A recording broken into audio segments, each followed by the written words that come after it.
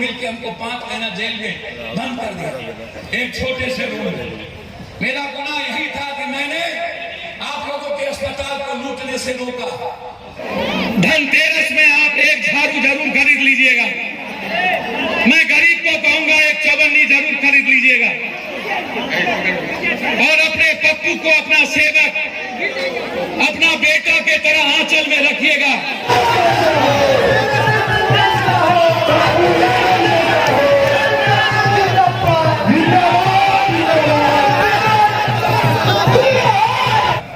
Narendra Modi ji, remdesivir आप नहीं दे पाए, पप्पू यादव को देना पड़ा।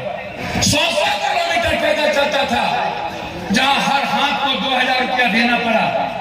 34 करोड़ रुपया बाय अकाउंट हमने मजदूरों को भेजा। लोग जरूर किया कि पप्पू यादव आ रहा। 1 बजे रात में पप्पू यादव क्या करता, कभी सोचिएगा। मेरी जिम्मेदारी थी, उसके घर में 3 जवान बेटी थी। परिस्थिति होती है, मधेपुरा, सीमांचल, पूर्णिया के लोग हमारे साथ बिना जात धर्म मजहब के खड़े होते हैं। मैं धन्यवाद देना चाहूंगा, लेकिन सवाल नरेंद्र मोदी जी का है कि 10 सालों में कोई एक काम बीजेपी वाले हमको बता दो। तरीके नहीं थी मेरी जिम्मेदारी वहां उस परिवार को बचाने और उसके आंसू पूछने की थी। हमने वहीं पर एक बेटे को नौकरी पूर्णिया भीसी से कह के और दोनों परिवार को 50-50 हजार रुपया रोजगार के लिए तुरंत रात के 2 बजे दिया। मैं आपसे पूछना,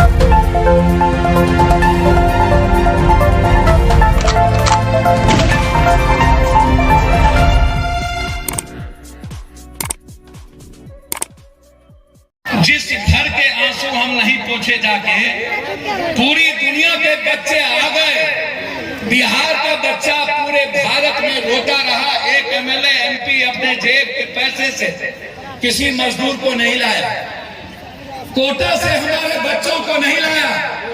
पप्पू यादव को 3 ट्रेन 1,87,000 का 67 लाख रुपये में बाय चेक है। नरेंद्र मोदी जी को तो पप्पू यादव से कहे, मैंने बाय चेक 3 ट्रेन भेजा। उसमें भारत सरकार की एक भूमिका नहीं थी, उसमें बिहार सरकार की एक भूमिका नहीं थी। पूरे बिहार के बच्चों को 1.25 महीने के बाद जब पूरा बिहार का मां रो के पागल हो गया, तब जाकर के हमें लाना पड़ा। पूरे बिहार में जब बाथरूम का पानी पीने पर मजबूर हो गया बिहारी, 100 किलोमीटर पैदल चलता था, जहां हर हाथ को 2000 रुपया देना पड़ा। 34 करोड़ रुपया बाय अकाउंट हमने मजदूरों को भेजा। उसमें एक भी सरकार की भूमिका नहीं थी और हर शहर में 10 से 20 बस भेज करके बिहारी और बंगाल यूपी के लोगों को हमने लाया। उस वक्त देश के नरेंद्र मोदी की भूमिका नहीं थी। हम हर दिन रात में हम आ रहे थे। सरसी वाले को पता चला 3 जलसे के बाद कि पप्पू यादव आ रहे हैं। एक बेटा का हरियाणा में मार दिया, पूरा रोड जाम किया कि पप्पू यादव आ रहे। 1 बजे रात में पप्पू यादव क्या करता, कभी सोचिएगा। मेरी जिम्मेदारी थी, उसके घर में 3 जवान बेटी थी।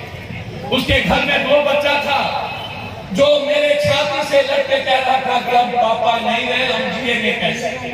एक शर्मा था, एक ठाकुर था और दोनों को एक बेटा था। मेरी जिम्मेदारी वहां नेतागिरी की नहीं थी, मेरी जिम्मेदारी वहां उस परिवार को बचाने और उसके आंसू पूछने की थी। हमने वहीं पर एक बेटे को नौकरी पूर्णिया भीसी से कह के और दोनों परिवार को 50-50 हजार रुपया रोजगार के लिए तुरंत रात के 2 बजे दिया। मैं आपसे पूछना, ताली मत बजाइएगा यार, जो सवाल नरेंद्र मोदी का था। नरेंद्र मोदी जी, रेमडेसिविर आप नहीं दे पाए, पप्पू यादव को देना पड़ा। नरेंद्र मोदी जी, ऑक्सीजन आपने नहीं दिया, पप्पू यादव को देना पड़ा। नरेंद्र मोदी जी, आपके ही एमपी अपने घर में पूरा का पूरा हर एमपी एमएलए जिसका अस्पताल था 7 लाख रुपया लूटता था। 7,000 लाश को हम अकेला जलाए, अकेला दफनाए। मेरे मुंह पर पट्टी नहीं थी, सब घर में सोए हुए थे और हर लाश को अकेला जलाकर। याद करिए मोदी जी, जब हम आपके एम्बुलेंस को निकालने गए थे तो आप लोगों ने मिलकर हमको 5 महीना जेल में बंद बंद कर दिया एक छोटे से रूम में। मेरा गुनाह यही था कि मैंने आप लोगों के अस्पताल को लूटने से रोका। मेरा गुनाह यही था कि मात्र 200 मीटर एम्बुलेंस जाने के लिए 1800 रुपया लेता था, हमने उसको रोका। उसके बाद ये हिम्मत हमें आती कहां से? ये हिम्मत आता है आपके संस्कार से, आपकी ताकत से। मैं धन्यवाद देना चाहूंगा अपने पंचायत के जनप्रतिनिधि को, जिन्होंने अपने भाई के तरह जब भी मैं कोई संकट की परिस्थिति होती है, मधेपुरा, सीमांचल, पूर्णिया के लोग हमारे साथ बिना जात धर्म मजहब के खड़े होते हैं। मैं धन्यवाद देना चाहूंगा।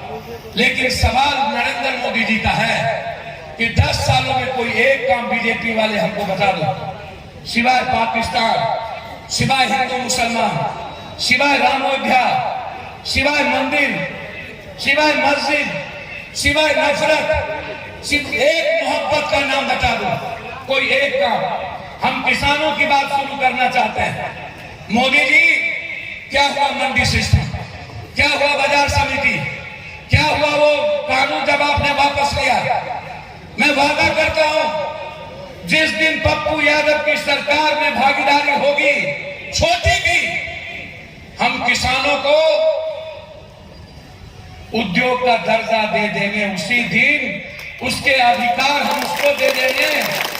कोई व्यापारी या तो सरकार खरीदेगा मुनाफे पे, बाजार नहीं जाएगा किसान। मंडी हम तय करेंगे, हम बाजार समिति देंगे। नीतीश बाबू, मंडी खत्म हुई आपके विजन में, बाजार समिति खत्म हुई आपके विजन में। किसान और मंडी और बाजार समिति का मां और बच्चों के तरह सवाल था। एशिया का सबसे बड़ा बाजार बुलापा, उसको आप लोगों ने मिटा दिया। आपने सभी तरह के मंडी को मिटा दिया। आज अदानी और अंबानी का बड़ा बड़ा गोदाम बनता है और गांव में जाकर के औने धोने दाम में हमारे किसानों का खखरी कह करके लेता है और वो तिनगुन्ना में जाकर के बेचता है। क्या हुआ? है हिम्मत आपको? है मुझको हिम्मत? मैं एक एक किसान को दाम लगाने का अधिकार दूंगा।